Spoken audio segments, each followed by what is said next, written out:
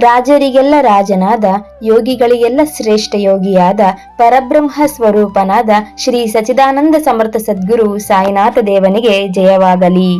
ಸ್ನೇಹಿತರೆ, ಓಂ ಸಾಯಿರಾಮ್. ಇಂದು ನೀವು ಈ ವಿಡಿಯೋವನ್ನು ನೋಡುತ್ತಿದ್ದೀರಿ ಎಂದರೆ ಅದು ಕಾಕತಾಳೀಯವಲ್ಲ, ಇದು ನಿಮ್ಮ ಸಾಯಿ ನೀಡಿದ ಕರೆ. ನೀವು ಮನಸ್ಸಿನ ಆಳದಲ್ಲಿ ಯಾವುದೋ ಒಂದು ನೋವನ್ನು ಹೊತ್ತು ನಡೆಯುತ್ತಿದ್ದೀರಿ ಅಲ್ವಾ? ಎಲ್ಲರ ಮುಂದೆ ನಾನು ಚೆನ್ನಾಗಿದ್ದೇನೆ ಎಂದು ಸುಳ್ಳು ನಗು ನಗುತ್ತಿದ್ದೀರಿ. ಆದರೆ ನಿಮ್ಮ ಸಾಯಿಗೂ ಗೊತ್ತು ನಿಮ್ಮ ಒಳಗಿನ ದಣಿವು ಎಷ್ಟು ಅಂತ. ಇಂದು ಸಾಯಿಬಾಬಾ ನಿಮಗೊಂದು ವಿಭಿನ್ನವಾದ ಸತ್ಯವನ್ನು ಹೇಳಲು ಬಂದಿದ್ದಾರೆ, ಕೇಳಿಸಿಕೊಳ್ಳಿ. ಬಾಬಾ ಹೇಳುತ್ತಾರೆ, ಮಗುವೆ, ನಿನ್ನ ಕಣ್ಣೀರು ವ್ಯರ್ಥವಾಗಲು ನಾನು ಬಿಡುವುದಿಲ್ಲ. ಈ ಕಷ್ಟದ ಸುಳಿಯಿಂದ ನೀನು ಹೊರಬರಬೇಕೆಂದರೆ ನಿನಗೆ ಬೇಕಿರುವುದು ಕೇವಲ ಶ್ರದ್ಧೆ ಮತ್ತು ಸಬೂರಿ. ನೀವೀಗ ಅನುಭವಿಸುತ್ತಿರುವ ಕಷ್ಟ, ಅವಮಾನ ಮತ್ತು ನೋವುಗಳನ್ನು ಸೋಲಿಸಲು ಬಂದಿವೆ ಎಂದು ಭಾವಿಸುತ್ತಿದ್ದೀರಾ? ಖಂಡಿತ ಇಲ್ಲ. ಈ ಬಿರುಗಾಳಿಯ ಮಧ್ಯೆಯೂ ನಿಮ್ಮನ್ನು ದಡ ಸೇರಿಸಲು ಸಾಯಿಬಾಬಾ ಒಂದು ದಿವ್ಯ ಮಾರ್ಗವನ್ನು ತೋರಿಸುತ್ತಿದ್ದಾರೆ. ಇಂದು ನಿಮ್ಮ ಜೀವನದ ದಿಕ್ಕನ್ನೇ ಬದಲಿಸುವ ಒಂದು ಗುಪ್ತ ಪರಿಹಾರದ ಬಗ್ಗೆ ನಾನು ಹೇಳಲಿದ್ದೇನೆ. ಇದನ್ನು ಪಾಲಿಸಿದರೆ ಗೆಲುವು ನಿಶ್ಚಿತ. ಸ್ನೇಹಿತರೆ, ಆ ಗುಪ್ತ ಸಂದೇಶ ಏನು, ಆ ಗುಪ್ತ ಪರಿಹಾರ ಏನು ಅನ್ನೋದನ್ನ ಇವಾಗ ತಿಳಿದುಕೊಳ್ಳೋಣ. ಹೆಚ್ಚೇನು ಟೈಮ್ನ ವೇಸ್ಟ್ ಮಾಡದೆ ಬನ್ನಿ ಇವತ್ತಿನ ಸಾಯಿ ಸಂದೇಶವನ್ನು ಪ್ರಾರಂಭಿಸೋಣ. ಬಾಬಾ ಹೇಳುತ್ತಾರೆ, ಮಗುವೆ, ನೀನು ಯಾಕೆ ಎಲ್ಲವನ್ನೂ ನಾನೇ ಸರಿಪಡಿಸಬೇಕು ಎಂದು ಹಠ ಮಾಡುತ್ತಿದ್ದೀಯಾ?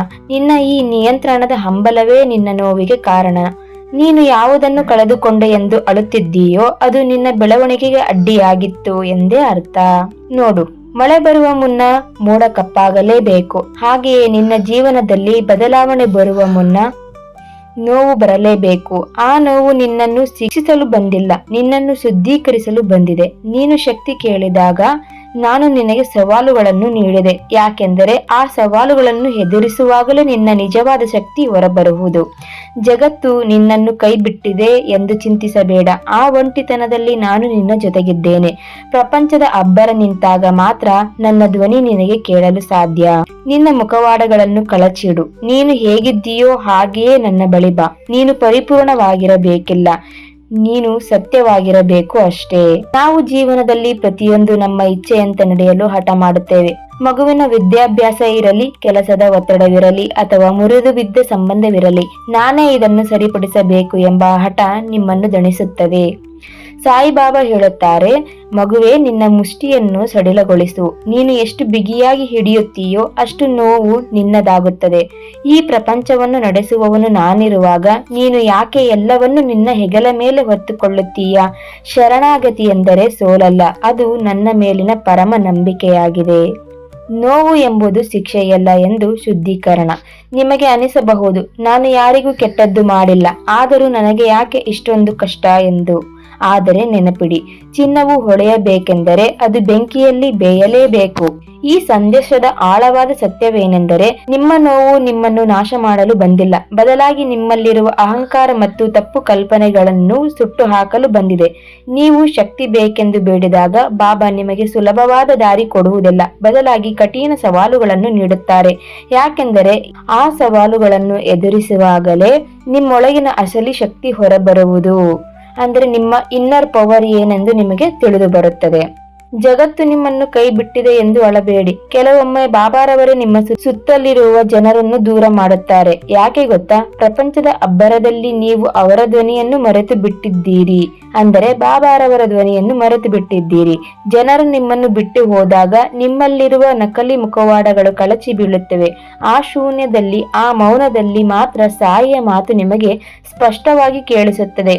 ಒಂಟಿತನವು ನಿಮ್ಮನ್ನು ಕಾಡಲು ಬಂದಿಲ್ಲ, ನಿಮ್ಮನ್ನು ನಿಮ್ಮ ಆತ್ಮದ ಹತ್ತಿರಕ್ಕೆ ಕರೆದೊಯ್ಯಲು ಬಂದಿದೆ. ನಾವು ಯಾವಾಗಲೂ ನಾನು ಬಲಿಷ್ಠ, ನನಗೆ ಏನೂ ಆಗಿಲ್ಲ ಎಂದು ಜಗತ್ತಿಗೆ ತೋರಿಸಲು ಪ್ರಯತ್ನಿಸುತ್ತೇವೆ. ಆದರೆ ಸಾಯಿಯ ಮುಂದೆ ಆ ನಾಟಕ ಬೇಡ. ನೀವು ಒಡೆದು ಹೋಗಿದ್ದೀರಿ, ಆ ಒಡೆದ ಚೂರುಗಳ ಸಮೇತ ಬಾಬಾರ ಬಳಿ ಬನ್ನಿ. ಆ ಬಿರುಕುಗಳ ಮೂಲಕವೇ ಸಾಯಿಯ ಕೃಪೆಯ ಬೆಳಕು ನಿಮ್ಮೊಳಗೆ ಪ್ರವೇಶಿಸುವುದು. ನೀವು ಪರಿಪೂರ್ಣರಾಗಬೇಕಿಲ್ಲ, ಅಂದರೆ ಪರ್ಫೆಕ್ಟ್ ಆಗಬೇಕಿಲ್ಲ. ನೀವು ಸತ್ಯವಾಗಿರಬೇಕು, ರಿಯಲ್ ಆಗಿರಿ. ನಿಮ್ಮ ದೌರ್ಬಲ್ಯಗಳನ್ನೇ ಬಾಬಾರಿಗೆ ಅರ್ಪಿಸಿ, ಅಲ್ಲಿಂದಲೇ ನಿಮ್ಮ ಹೊಸ ಜೀವನ ಆರಂಭವಾಗುತ್ತದೆ. ಯಾವುದು ನಿಮ್ಮನ್ನು ಬಿಟ್ಟು ಹೋಗಿದೆಯೋ ಅದು ನಿಮ್ಮ ಬೆಳವಣಿಗೆಗೆ ಅಡ್ಡಿಯಾಗಿತ್ತು ಎಂದೇ ಅರ್ಥ. ಅದು ಮನುಷ್ಯರಿರಲಿ ಅಥವಾ ವಸ್ತುಗಳಿರಲಿ, ಬಾಬಾ ಹೇಳುವುದು ಒಂದೇ. ನಿನ್ನ ಕೈಯಲ್ಲಿದ್ದ ಹಳೆಯ ಕಸವನ್ನು ನಾನು ಕಿತ್ತುಕೊಂಡಿದ್ದು ನಿನ್ನ ಕೈಗೆ ಅಮೂಲ್ಯವಾದ ಮುತ್ತನ್ನು ನೀಡಲು. ಹಳೆಯ ಬಾಗಿಲು ಮುಚ್ಚಿದಾಗ ಮಾತ್ರ ಹೊಸ ದಾರಿ ಕಾಣಿಸುತ್ತದೆ. ಕಳೆದುಕೊಂಡಿದ್ದಕ್ಕೆ ಕೊರಗಬೇಡಿ, ಉಳಿದಿರುವುದಕ್ಕೆ ಕೃತಜ್ಞರಾಗಿರಿ. ನಿಮ್ಮ ಜೀವನದ ಉದ್ದೇಶ ಯಾರಿಗೂ ಉಪಯುಕ್ತವಾಗುವುದು ಅಥವಾ ಸಾಧನೆ ಮಾಡುವುದಲ್ಲ, ಕೇವಲ ಇರುವುದು, ಜಸ್ಟ್ ಬೀಯಿಂಗ್. ನೀವು ಏನನ್ನು ಸಾಧಿಸದಿದ್ದರೂ ನಿಮ್ಮ ದೈವಕ್ಕೆ ಪ್ರಿಯರು. ಈ ಸತ್ಯವನ್ನು ಒಪ್ಪಿಕೊಳ್ಳುವುದು ಸಾಧನೆಗಿಂತ ಕಷ್ಟ. ಈ ಸಂದೇಶದ ಅರ್ಥವೇನೆಂದರೆ ಬಲಿಷ್ಠರಾಗಿ ಎಂದು ಹೇಳುತ್ತಿಲ್ಲ, ಬದಲಾಗಿ ನಿಮ್ಮ ದೌರ್ಬಲ್ಯಗಳನ್ನು ಒಪ್ಪಿಕೊಂಡು ಮಗುವಿನಂತೆ ಇರಿ ಎಂದು ಹೇಳುತ್ತಿದ್ದಾರೆ ಬಾಬಾರವರು. ನೀವು ಕಳೆದುಕೊಂಡಿದ್ದೆಲ್ಲವೂ ನಿಮಗೆ ಬೇಡವಾದುದರಿಂದಲೇ ಹೋಗಿದೆ ಎಂಬುದು ಇದರ ನಿರ್ದಾಕ್ಷಿಣ್ಯವಾದ ಮಾತಾಗಿದೆ. ನೆನಪಿಡಿ, ಸಾಯಿಬಾಬಾರವರ ಶರಣಾಗತಿ ಎಂದರೆ ಕೈಕಟ್ಟಿ ಕುಳಿತುಕೊಳ್ಳುವುದಲ್ಲ, ಬದಲಾಗಿ ನನ್ನ ಜೀವನ ನಿನ್ನ ಇಚ್ಛೆಯಂತೆ ನಡೆಯಲಿ ಎಂದು ಪೂರ್ಣ ನಂಬಿಕೆಯಿಂದ ಇರುವುದು ಶರಣಾಗುವುದು. ನಿಮ್ಮ ಜೀವನದಲ್ಲಿ ಈಗ ನಡೆಯುತ್ತಿರುವ ಬಿರುಗಾಳಿ ನಿಮ್ಮನ್ನು ಮುಳುಗಿಸಲು ಬಂದಿಲ್ಲ, ನಿಮ್ಮ ಹಳೆಯ ಕಸವನ್ನು ತೊಳೆದು ಹಾಕಲು ಬಂದಿದೆ. ಸಾಮಾನ್ಯವಾಗಿ ನಾವು ಜೀವನದಲ್ಲಿ ನೋವು ಬಂದಾಗ ಅದನ್ನು ಶತ್ರು ಎಂದು ಭಾವಿಸುತ್ತೇವೆ, ಅದು ನಮ್ಮನ್ನು ನಾಶ ಮಾಡಲು ಬಂದಿದೆ ಅಂದುಕೊಳ್ಳುತ್ತೇವೆ. ಆದರೆ ಸಾಯಿ ಸಂದೇಶದ ಪ್ರಕಾರ ನೋವು ಎನ್ನುವುದು ಒಂದು ಕಿಟಕಿ ಇದ್ದಂತೆ, ಮುಚ್ಚಿದ ಬಾಗಿಲು ಮತ್ತು ತೆರೆದ ಕಿಟಕಿ. ನಮ್ಮ ಜೀವನದಲ್ಲಿ ಎಲ್ಲವೂ ಸುಖವಾಗಿದ್ದಾಗ ನಾವು ಅಹಂಕಾರದ ಕೋಟೆಯೊಳಗೆ ಇರುತ್ತೇವೆ. ಆದರೆ ನೋವು ಬಂದಾಗ ಆ ಕೋಟೆಯ ಗೋಡೆಗೆ ಬಿರುಕು ಬೀಳುತ್ತದೆ. ಆ ಬಿರುಕು ಅಥವಾ ಕಿಟಕಿ ಆಧ್ಯಾತ್ಮದ ಬೆಳಕು ನಿಮ್ಮೊಳಗೆ ಬರಲು ದಾರಿಯಾಗುತ್ತದೆ. ಅಂದರೆ ಕಷ್ಟ ಬಂದಾಗಲೇ ನಾವು ದೇವರನ್ನು ಅಥವಾ ನಮ್ಮ ಒಳಗಿನ ಶಕ್ತಿಯನ್ನು ನೆನಪಿಸಿಕೊಳ್ಳುವುದು. ನೋವು ನಿಮ್ಮನ್ನು ಹೊರಹಾಕುತ್ತದೆ. ಒಂದು ವಜ್ರ ಹೊಳೆಯಬೇಕೆಂದರೆ ಅದನ್ನು ಕೆತ್ತಲೇಬೇಕು. ಹಾಗೆಯೇ ನಿಮ್ಮಲ್ಲಿರುವ ದಯೆ, ತಾಳ್ಮೆ ಮತ್ತು ನಂಬಿಕೆ ಹೊರಬರಬೇಕೆಂದರೆ ನೀವು ನೋವಿನ ಹಾದಿಯಲ್ಲಿ ನಡೆಯಲೇಬೇಕು. ನೋವು ನಿಮ್ಮನ್ನು ಕುಗ್ಗಿಸುವುದಿಲ್ಲ, ಬದಲಾಗಿ ನಿಮ್ಮಲ್ಲಿ ಅಡಗಿರುವ ಬೆಳಕನ್ನು, ಅಂದರೆ ನಿಮ್ಮ ನೈಜ ಸಾಮರ್ಥ್ಯವನ್ನು ಜಗತ್ತಿಗೆ ತೋರಿಸುತ್ತದೆ. ಶತ್ರುವಲ್ಲ, ಗುರು. ನೋವು ನಿಮ್ಮನ್ನು ಕಾಡಲು ಬರುವುದಿಲ್ಲ, ಪಾಠ ಕಲಿಸಲು ಬರುತ್ತದೆ. ಯಾವುದು ಶಾಶ್ವತವಲ್ಲವೋ ಅದನ್ನು ಬಿಟ್ಟುಕೊಡಲು ನೋವು ನಮಗೆ ಕಲಿಸುತ್ತದೆ.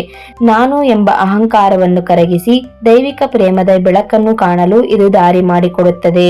ಕತ್ತಲೆಯಲ್ಲಿ ಮಾತ್ರ ಬೆಳಕಿನ ಬೆಲೆ. ಸೂರ್ಯನ ಬೆಳಕು ಕಿಟಕಿಯ ಮೂಲಕ ಬಂದಾಗ ಮಾತ್ರ ಕೋಣೆಯೊಳಗಿನ ಕತ್ತಲೆ ಹೋಗುವುದು. ಹಾಗೆಯೇ ಜೀವನದ ಕಷ್ಟದ ಸಮಯದಲ್ಲಿ ಸಾಯಿಯ ಸ್ಮರಣೆ ಎಂಬ ಬೆಳಕು ನಿಮ್ಮನ್ನು ತಲುಪಲು ಈ ನೋವು ಎಂಬ ಕಿಟಕಿ ಸಹಾಯ ಮಾಡುತ್ತದೆ. ವಿವರವಾಗಿ ಹೇಳುವುದಾದರೆ, ನೋವು ನಿಮ್ಮನ್ನು ಸೋಲಿಸಲು ಬರುವುದಿಲ್ಲ, ಬದಲಾಗಿ ನೀವು ಯಾರೆಂದು ನಿಮಗೆ ನೆನಪಿಸಲು ಬರುತ್ತದೆ. ಬಿರುಗಾಳಿ ಬಂದಾಗ ಕಸವೆಲ್ಲ ಹೋಗಿ ಪರಿಸರ ಹೇಗೆ ಶುದ್ಧವಾಗುತ್ತದೋ ಹಾಗೆಯೇ ನೋವು ನಿಮ್ಮ ಆತ್ಮವನ್ನು ಶುದ್ಧ ಮಾಡಿ ನಿಮ್ಮೊಳಗಿನ ದೈವಿಕತೆಯನ್ನು ಹೊರತರುತ್ತದೆ. ನೋವು ನಿಮ್ಮನ್ನು ಮುಗಿಸಲು ಬರುವುದಿಲ್ಲ, ನೀವು ಯಾರೆಂದು ನಿಮಗೆ ತೋರಿಸಲು ಬರುತ್ತದೆ. ಅದು ನಿಮ್ಮನ್ನು ದುರ್ಬಲರನ್ನಾಗಿ ಮಾಡುವುದಿಲ್ಲ, ಬದಲಾಗಿ ನಿಮ್ಮಲ್ಲಿರುವ ಅಸಲಿ ಶಕ್ತಿಯನ್ನು ಬಡಿದೆಬ್ಬಿಸುತ್ತದೆ. ಬಾಬಾರ ಈ ಸಂದೇಶ ನಿಮ್ಮ ಮನಸ್ಸಿಗೆ ತಲುಪಿದ್ದರೆ ಕಮೆಂಟಿನಲ್ಲಿ ಓಂ ಸಾಯಿರಾಮ್ ಎಂದು ಬರೆಯಿರಿ. ಈ ವಿಡಿಯೋ ನಿಮ್ಮವರಿಗಾಗಿ ಶೇರ್ ಮಾಡಿ. ಸಾಯಿ ನಿಮ್ಮನ್ನು ಎಂದಿಗೂ ಕೈ ಬಿಡುವುದಿಲ್ಲ. ಮಗುವೇ, ಈ ಜಗತ್ತಿನ ಕಣ್ಣಿಗೆ ನೀನು ಸೋತಿರಬಹುದು, ನಿನ್ನ ಹೋರಾಟ ಮುಗಿದಿದೆ ಎಂದು ಎಲ್ಲರೂ ಅಂದುಕೊಂಡಿರಬಹುದು. ಆದರೆ ನಿನ್ನ ಸಾಯಿಗೂ ಗೊತ್ತು ನಿನ್ನ ಒಳಗಿನ ನೋವು ಮತ್ತು ದಣಿವು ಎಷ್ಟು ಅಂತ. ಬಿರುಗಾಳಿಯ ಮಧ್ಯೆಯೂ ನಿನಗೆ ದಾರಿ ತೋರಿಸಲು ನಾನು ಬಂದಿದ್ದೇನೆ. ಈ ನೋವಿನಿಂದ ಹೊರಬಂದು ಗೆಲುವು ನಿನ್ನದಾಗಬೇಕೆಂದರೆ ನಾನು ನಿನಗೊಂದು ದಿವ್ಯ ಮಾರ್ಗವನ್ನು ನೀಡುತ್ತೇನೆ. ಅದು ಅತಿ ಸರಳ ಆದರೆ ಅತ್ಯಂತ ಶಕ್ತಿಯುತವಾದ ಮಂತ್ರ. ಓಂ ಸಾಯಿ, ಶ್ರೀ ಸಾಯಿ, ಜಯ ಜಯ ಸಾಯಿ. ಆದರೆ ನೆನಪಿಡು ಮಗುವೆ, ಕೇವಲ ಒಮ್ಮೆ ಹೇಳಿದರೆ ಸಾರದು. ಪ್ರತಿದಿನ 1008 ಬಾರಿ ಸತತ 6 ತಿಂಗಳುಗಳ ಕಾಲ ಈ ಮಂತ್ರವನ್ನು ಪಠಿಸು. ಇದು ಕೇವಲ ಸಂಖ್ಯೆಯಲ್ಲ, ಇದು ನಿಮ್ಮ ಮತ್ತು ಸಾಯಿಯ ನಡುವೆ ಸಂವಹನ. 6 ತಿಂಗಳ ಈ ತಪಸ್ಸು ನಿಮ್ಮೊಳಗಿನ ನಕಲಿ ಭಯಗಳನ್ನು ಸುಟ್ಟು ಹಾಕುತ್ತದೆ. ನಿಮ್ಮ ಕಷ್ಟಗಳು ಮಂಜಿನಂತೆ ಕರಗಲು ಶುರು ಮಾಡುತ್ತವೆ. ನೋಡಿ, ಈ 6 ತಿಂಗಳಲ್ಲಿ ನಿಮ್ಮ ಮನಸ್ಸು ಅಲೆದಾಡಬಹುದು, ನಂಬಿಕೆ ಕುಸಿಯಬಹುದು. ಆದರೆ ನೀವು ಧೃತಿಗೆಡದೆ ಮುಂದುವರೆದರೆ ನಿಮ್ಮ ಜೀವನದಲ್ಲಿ ಶಾಂತಿ, ಸಮಾಧಾನ ಮತ್ತು ಸ್ಥಿರತೆ ನೆಲೆಸುತ್ತದೆ. ಆ ಸಾಯಿಬಾಬಾರ ಕೃಪೆ ನಿಮ್ಮ ಮೇಲೆ ಮಳೆಯಂತೆ ಸುರಿಯುತ್ತದೆ. ಅಸಾಧ್ಯವಾದುದು ಸಾಧ್ಯವಾಗುತ್ತದೆ. ಇಂದೇ ಸಂಕಲ್ಪ ಮಾಡಿ ಈ ಮಹಾಮಂತ್ರದ ಶಕ್ತಿಯನ್ನು ಅನುಭವಿಸಲು ಸಿದ್ಧರಾಗಿ 6 ತಿಂಗಳುಗಳ ಕಾಲ ಪೂರ್ಣ ಶ್ರದ್ಧೆ ಮತ್ತು ನಂಬಿಕೆಯಿಂದ ಈ ಮಂತ್ರವನ್ನು ಪಠಿಸು. ಈ ಸಾಧನೆಯ ನಂತರ ನಿನ್ನ ಜೀವನದಲ್ಲಿ ಶಾಂತಿ, ಸಮಾಧಾನ ಮತ್ತು ಗೆಲುವು ನಿಶ್ಚಿತವಾಗಿ ನೆಲೆಸುತ್ತದೆ. ನಿನ್ನ ಕಷ್ಟಗಳೆಲ್ಲ ಕರಗಿ ಗೆಲುವಿನ ಶಿಖರವನ್ನು ನೀನು ತಲುಪುತ್ತೀಯ. ಹಿಂದೆ ಸಂಕಲ್ಪ ಮಾಡು. ಕಮೆಂಟ್ ನಲ್ಲಿ ಓಂ ಸಾಯಿ, ಶ್ರೀ ಸಾಯಿ, ಜಯ ಜಯ ಸಾಯಿ ಎಂದು ಬರೆಯುವ ಮೂಲಕ ನಿಮ್ಮ ಸಾಧನೆಯನ್ನು ಆರಂಭಿಸಿ. ಈ ವಿಡಿಯೋವನ್ನು ನಿಮ್ಮ ಆಪ್ತರಿಗೂ ಶೇರ್ ಮಾಡಿ, ಅವರಿಗೂ ದಾರಿ ತೋರಿಸಿ. ಸ್ನೇಹಿತರೆ, ಸಾಯಿ ಸಂದೇಶ ಮತ್ತು ಸಾಯಿಬಾಬಾರವರ ದಿವ್ಯ ಮಂತ್ರದ ಬಗ್ಗೆ ನೀವು ಅರಿತಿದ್ದೀರಿ. ನೀವು ಕಮೆಂಟ್ ಮಾಡುವ ಮೂಲಕ ಈ ಸಂದೇಶವನ್ನು ಪಡೆದುಕೊಂಡು ನೀವು ನಿಮ್ಮ ಸಾಧನೆಯನ್ನು ಮಾಡುತ್ತೀರಿ ಎಂದು ಭಾವಿಸುತ್ತಾ ಮತ್ತೆ ಮುಂದಿನ ವಿಡಿಯೋದಲ್ಲಿ ಅದ್ಭುತ ಸಂದೇಶದೊಂದಿಗೆ ಆಗಮಿಸುತ್ತೇನೆ. ಅಲ್ಲಿಯವರೆಗೆ ಓಂ ಸಾಯಿರಾಮ್.